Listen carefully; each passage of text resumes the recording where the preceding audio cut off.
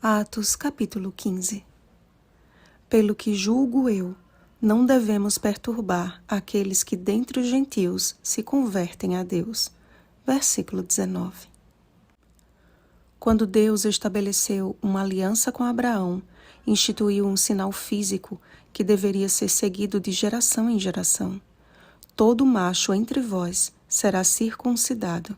Gênesis capítulo 17, versículo 10. Foi uma forma de Deus assinalar o seu povo com uma marca distintiva. Esta questão foi tratada de forma acalorada na igreja primitiva, dada a multiplicação de novos conversos gentios, isto é, incircuncisos. Tal controvérsia precisava ser logo resolvida, a fim de que não se tornasse motivo de divisão entre judeus e gentios. Enviados a Jerusalém, Paulo e Barnabé relataram acerca da conversão dos gentios, causando grande alegria a todos os irmãos. Sendo bem recebidos por todos, uma reunião foi realizada junto com os apóstolos e os presbíteros para examinar a questão. Percebam que, surgida a controvérsia, trataram logo de resolvê-la, a fim de chegar em comum acordo. Afinal de contas, era natural aos judeus conversos sustentar algumas de suas tradições, dada a importância da aliança e do que ela significava para o seu povo. Jesus mesmo foi circuncidado no 8º dia após o seu nascimento. Lucas capítulo 2, versículo 21. O que eles precisavam compreender, no entanto, é que após a morte e ressurreição de Cristo, uma nova aliança foi estabelecida. Agora, com efeito, obteve Jesus ministério tanto mais excelente, quanto é ele também mediador de superior aliança, instituída com base em superiores promessas. Hebreus capítulo 8, versículo 6. Uma aliança renovada que inclui todos os povos, tribos, línguas e nações no Israel de Deus. Gálatas capítulo 6, versículo 16.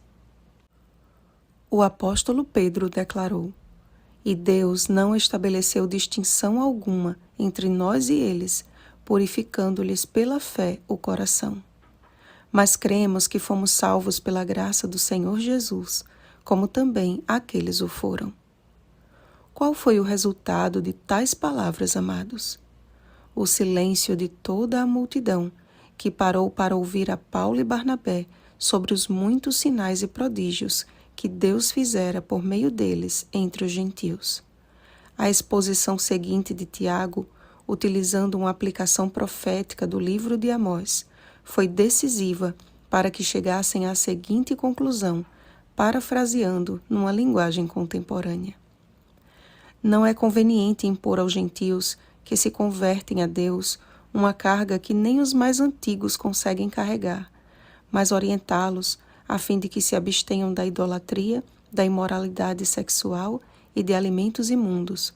No mais, o que eles tiverem de aprender é ensinado na igreja todos os sábados.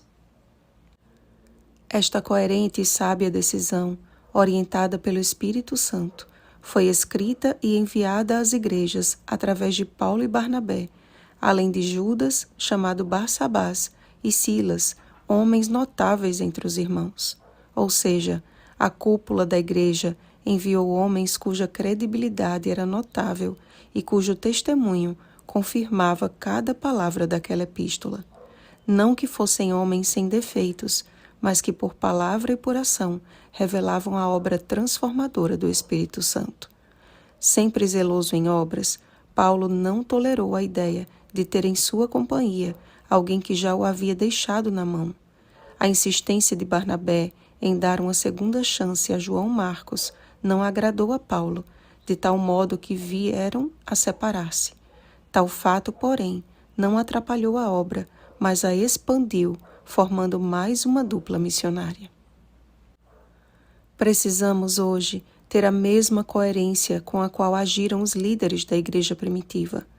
Assuntos conflitantes não devem ser estendidos em contendas e debates que, ao invés de somar para Deus, causam divisões desnecessárias.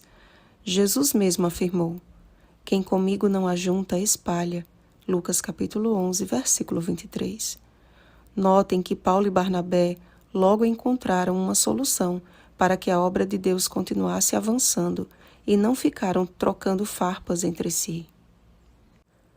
Portanto, evita discussões insensatas, genealogias, contendas e debates sobre a lei, porque não têm utilidade e são fúteis. Tito capítulo 3, versículo 9. Avança no sentido de apresentar a Jesus através de uma vida notoriamente guiada pelo Espírito Santo. Quem entre vós é sábio e inteligente? Mostre mansidão de sabedoria, mediante condigno proceder as suas obras. Tiago capítulo 3, versículo 13. Para que pela Igreja a multiforme sabedoria de Deus se torne conhecida agora. Efésios capítulo 3, versículo 10. Que as nossas palavras e ações sejam bênçãos aos nossos semelhantes, de forma que se alegrem pelo conforto recebido. Oremos, amados. Pai querido, nós te agradecemos pela sabedoria da Tua palavra, que é a nossa fonte ilimitada de conhecimento e inteligência. É nela que encontramos o Teu amor escrito em linguagem humana. Temos uma verdade presente para pregar nesta última geração. Por isso, enche-nos do Teu Espírito, para que nossas palavras e ações revelem que andamos contigo e que estamos a caminho da pátria celestial. Concede-nos um coração sensível às necessidades de nossos semelhantes e que saiba como agir com cada um e em cada situação. E que cada litígio no meio do Teu povo seja resolvido com prudência e com amor. Em nome de Jesus. Amém.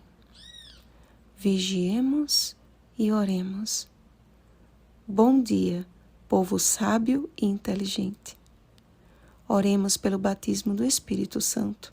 Oremos uns pelos outros. Rosana Garcia Barros.